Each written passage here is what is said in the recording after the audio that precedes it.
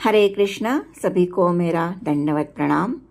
मेरा नाम हेमा देशपांडे है और आज हम अध्याय 9 जिसका नाम है परम गुह्य ज्ञान, इसी विषय को आगे बढ़ाएंगे। तो चलिए पहले हम गुरु की प्रार्थना करेंगे और बाद में इस विषय को हम आगे बढ़ाएंगे। ओम अज्ञानतिमिरान्धस्य ज्ञानाञ्जनशलाकया चक्षुरुन्मिलितं येन तस्मै श्रीगुरवे नमः। गुरुर्ब्रह्मा गुरुर्विष्णु गुरुर्देवो महेश्वरा, गुरुः साक्षात् परब्रह्म तस्मै श्रीगुरवे नमः। श्रील प्रभुपाद की जय। हरे कृष्णा। पिछले रिकॉर्डिंग में जब भगवान अवतार लेते हैं तो निराकारवादी और मायावादी की क्या सोच रहती है, ये हमने देखा था।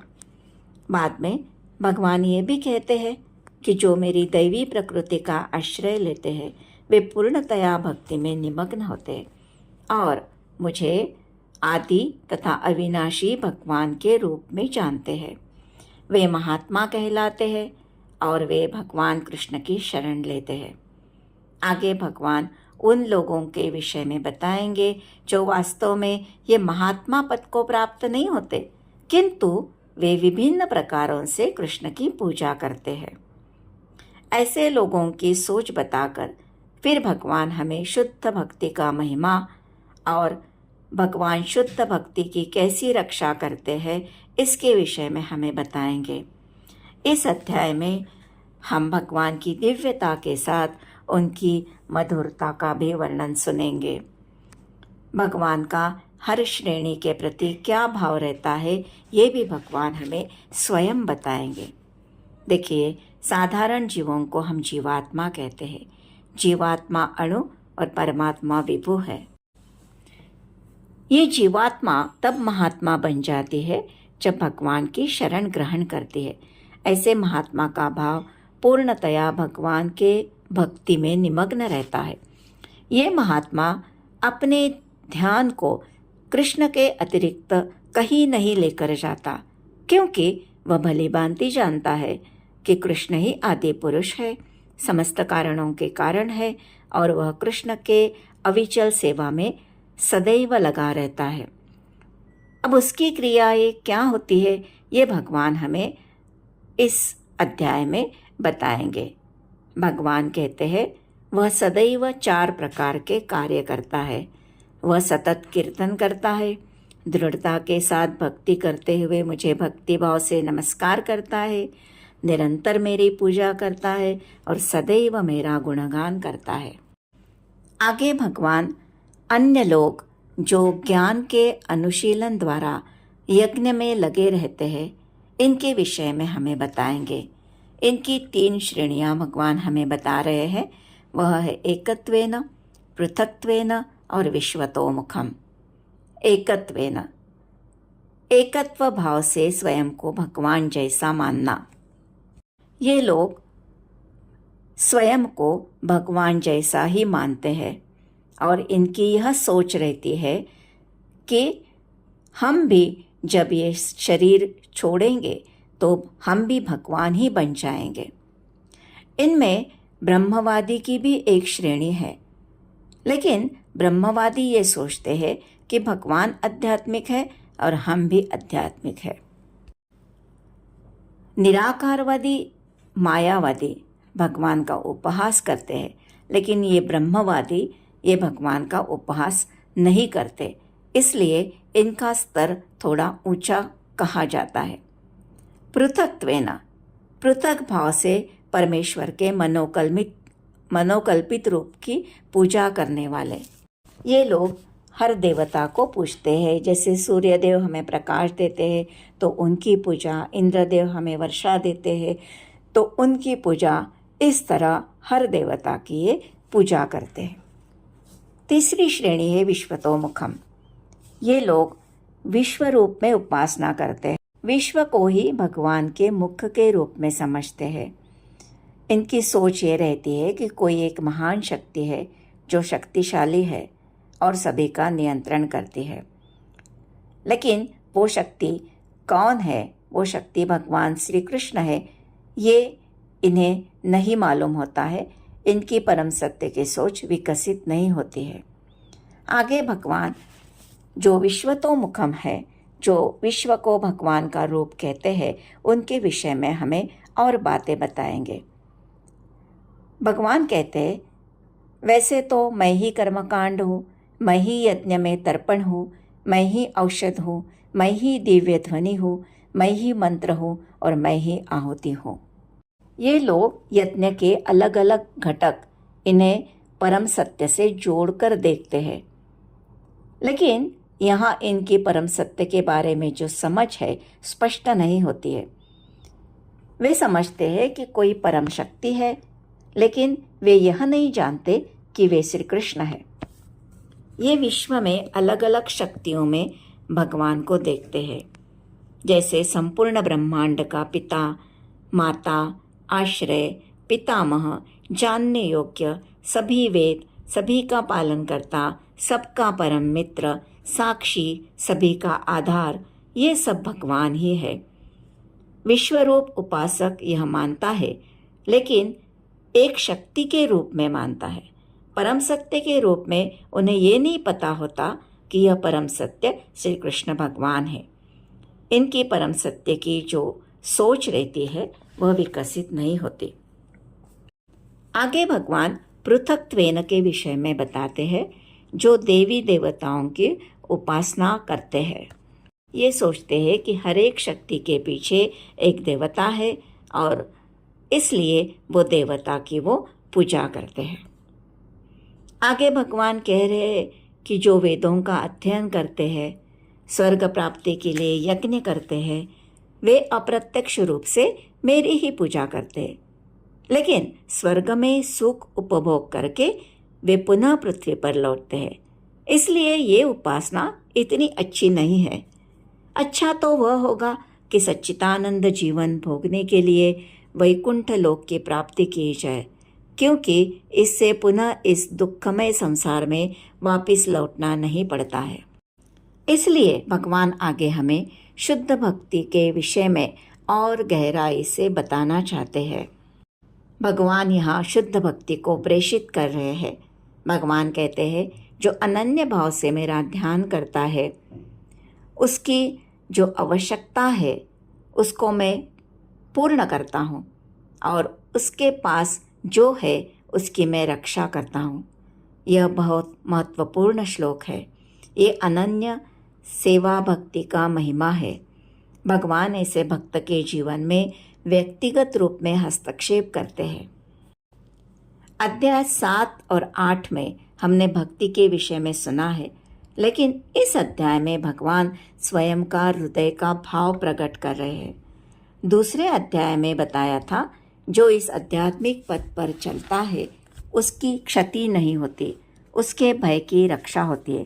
लेकिन यहाँ का जो भाव है ये उच्च कोटि का भाव है। आगे भगवान ये भी कह रहे हैं कि जो अन्य देवी देवताओं की पूजा करते हैं वो मेरी ही पूजा करते हैं, लेकिन त्रुटिपूर्वक ढंग से करते हैं, अविधि पूर्वक करते हैं। इसे हम समझते हैं। प्रभुपाद जी कहते हैं कि अगर हमें पेड़ को सींचना है तो हम उसके जड़ में पानी डालते हैं, जो पेड़ के सभी जगह पहुंच जाता है। उसी प्रकार हम शरीर के उदर में भोजन डालते हैं, वो शरीर के सभी अंगों को ऊर्जा देता है।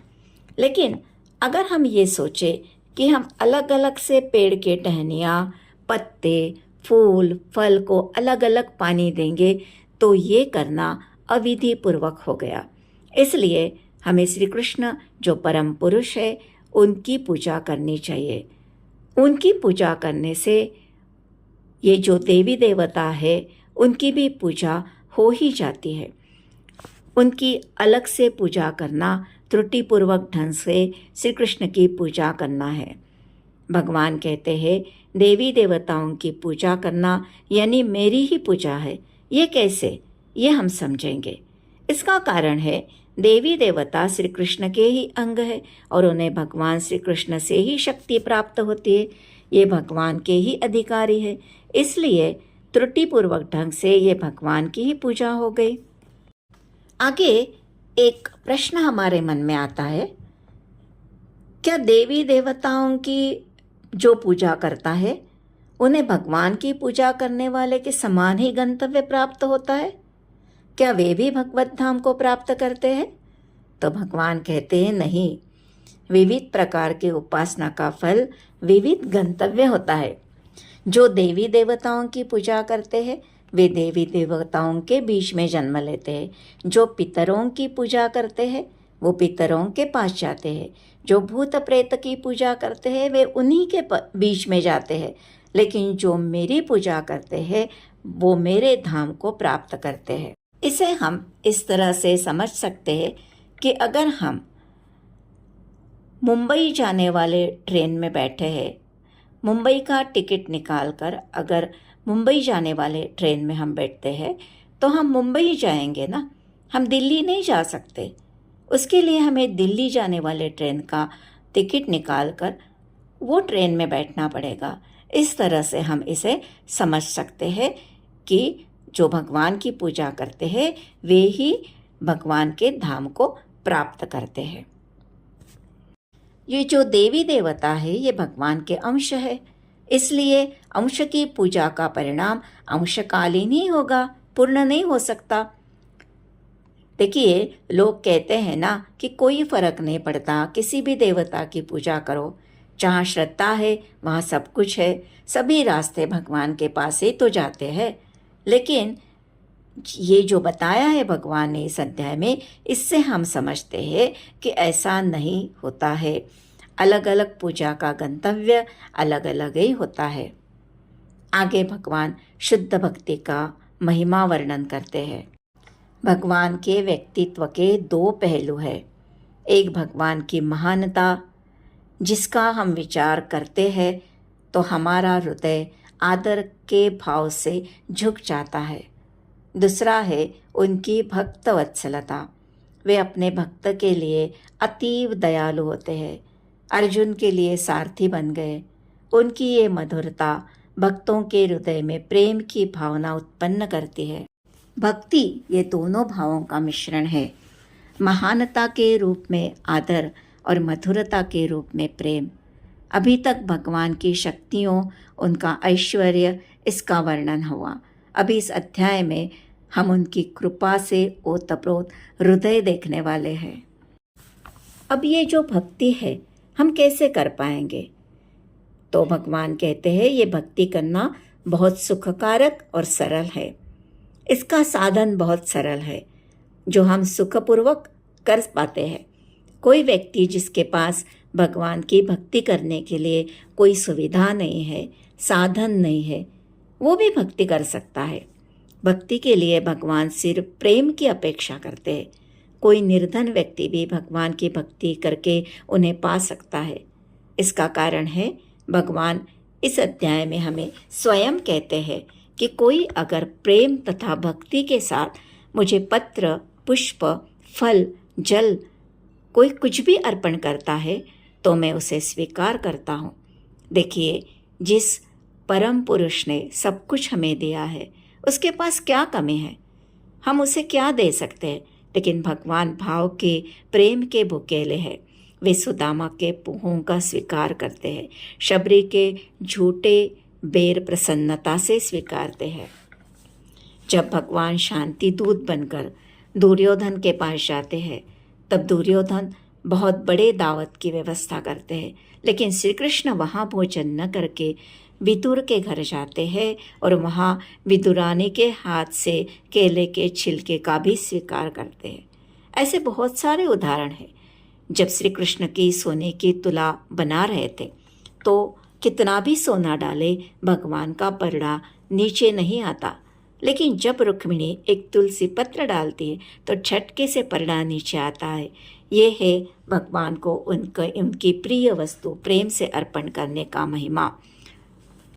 लेकिन इसका मतलब ये नहीं हम कोई भी वस्तु भगवान को अर्पण कर सकते हैं। मांसाहार जैसी चीज़ें हम उन्हें अर्पण नहीं करनी चाहिए। भगवान अपनी किसी भी इंद्रिया से किसी भी इंद्रिया का काम कर सकते हैं। भगवान आँखों से देखने मात्र से भोग प्रसाद बन जाता है। अब हमारे जैसे लोग ये सोच सकते हैं कि हमारे मन में तो भगवान के लिए प्रेम नहीं है, तो क्या भगवान ऐसे लोगों के साथ किस तरह व्यवहार करते हैं? जो अनन्य भक्ति में नहीं है उसे क्या करना चाहिए? उसके लिए भगवान कहते हैं, तुम जो भी करते हो, जो भी खाते हो, जो भी दान देते हो, जो भी तपस्या करते हो, उसे मुझे अर्पित करते हुए करो। हर एक अपने जीवन में हर कार्य इस प्रकार करे कि वो कृष्ण को न भूले। ऐसा करने से भगवान उसकी चेतना को उठाते हैं, वह कर्म बंधन से मुक्त होने लगता है, उसे शुभ अशुभ से मुक्ति मिलती है और फिर ऐसा व्यक्ति मुक्त होकर मेरे पास आता है। ये है भगवान के नाम की महानता, जो सभी पाप पुण्य कर्म को जला देती है। देखिए, जब हम स्नान करते समय भगवान का नाम लेते हैं तो वह तीर्थ स्नान हो जाता है। भोजन उन्हें अर्पण करके खाते हैं तो वह प्रसाद बन जाता है। चलते समय उनका स्मरण करते हैं तो वह तीर्थ यात्रा बन जाती है। खाना बनाते समय उनका स्मरण करते हैं तो खाना महाप्रसाद बन जाता है। सोने के समय उनका स्मरण करते हैं तो हमारी निद्रा योग निद्रा बन जाती है। काम करते समय उनका स्मरण रखने से कर्मयोग हो जाता है और हमारे घर में उनकी स्थापना करने से हमारा घर मंदिर बन जाता है। ये उनके स्मरण का चमत्कार है। आगे भगवान हमें युक्त वैराग्य का अर्थ बताते हैं। कोई भी वस्तु को भोगने की वृत्ति को त्याग कर भगवान की सेवा में लगाना, ये युक्त वैराग्य है। वैराग्य यानी भौतिकता से त्याग और युक्त यानी भगवान से जुड़ना। इसलिए हर वस्तु को हमें भगवान से जोड़कर उनकी सेवा में लगाना चाहिए। आगे भगवान हमें उनकी और एक विशेषता बताते हैं। वह कहते हैं कि न मैं किसी से द्वेष करता हूँ, न किसी के साथ पक्षपात करता हूँ। मैं सभी के लिए समभाव रखता हूँ, लेकिन जो भक्तिपूर्वक मेरी सेवा करता है वह मेरा मित्र है और मैं उसका मित्र हूँ। देखिए, भगवान इतने महान होते हुए भी नीचे स्तर पर आकर उसे मित्र कहते हैं। भगवान महान है, उनकी शक्तियाँ असीम है, लेकिन यहाँ हमें भगवान स्वयं के माधुर्य के विषय में ज्ञान दे रहे हैं। उनका हृदय भक्त के लिए कितना मधुरता से भरा है। यहाँ भगवान कहते हैं, मैं न किसी का द्वेष करता हूँ, न पक्षपात करता हूँ, लेकिन भक्त का मित्र हूँ। इसे प्रभुपाद जी एक उपमा के साथ समझाते हैं। जब बादल बरसता है तो वो ये नहीं देखता कि कोई अमीर है या गरीब है, पशु है या पक्षी है, सभी के ऊपर समान रूप से बरसता है। भगवान भी वैसे ही है, लेकिन भक्त के लिए उनका भाव विशेष है।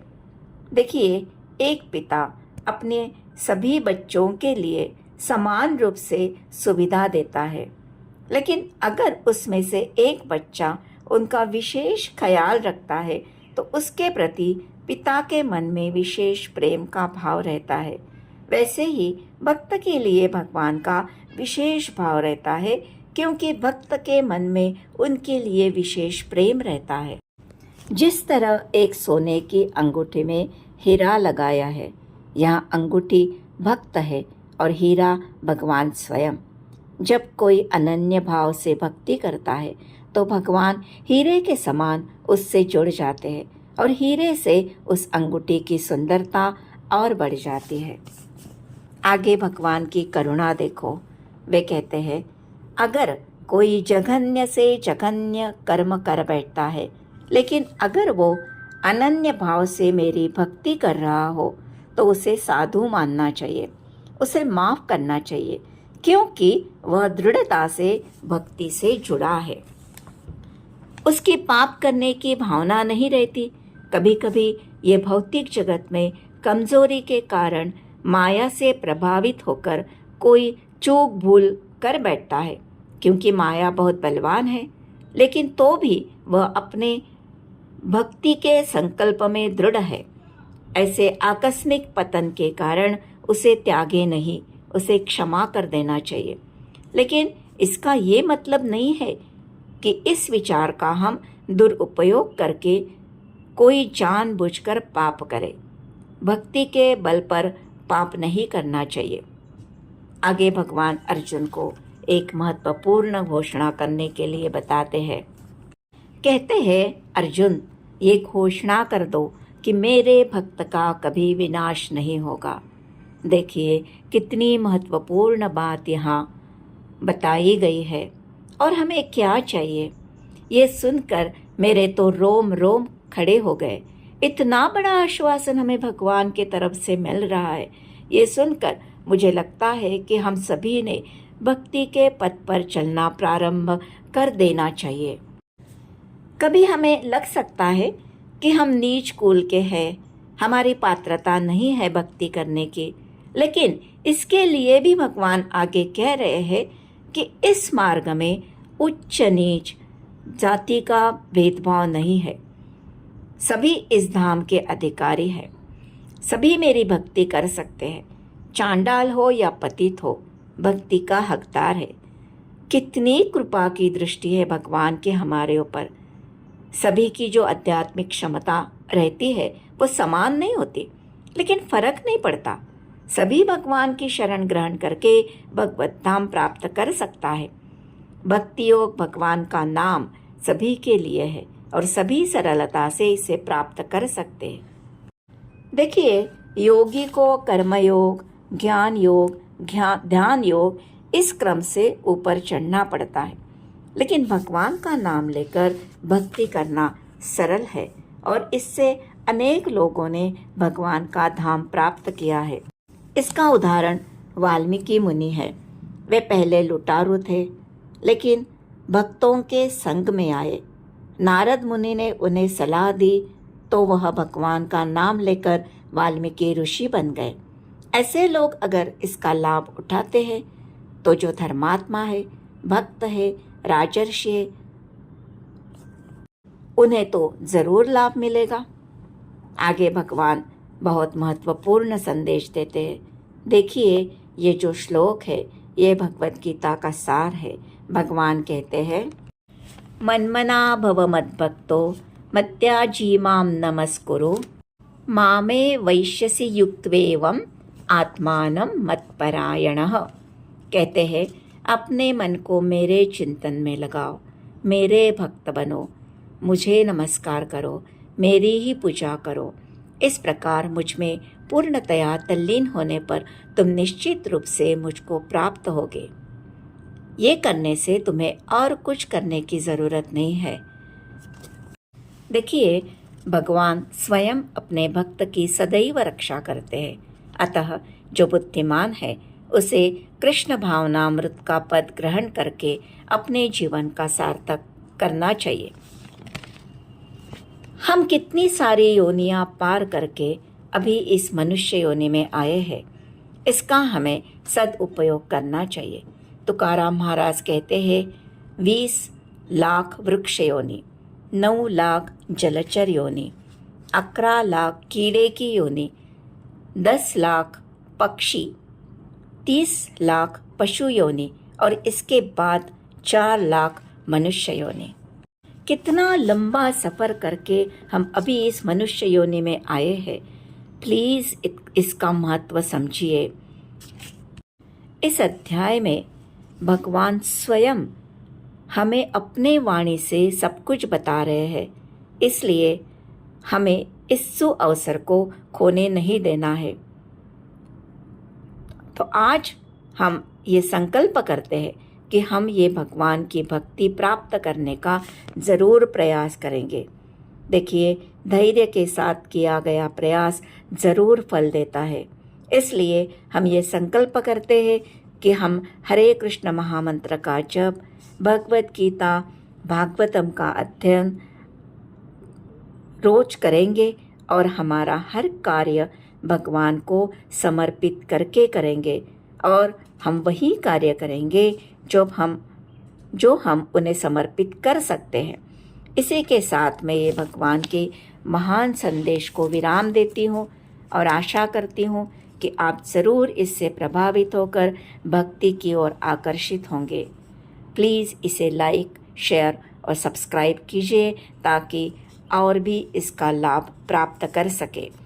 हरे कृष्णा कृष्ण कृष्ण हरे हरे, हरे राम राम राम हरे हरे।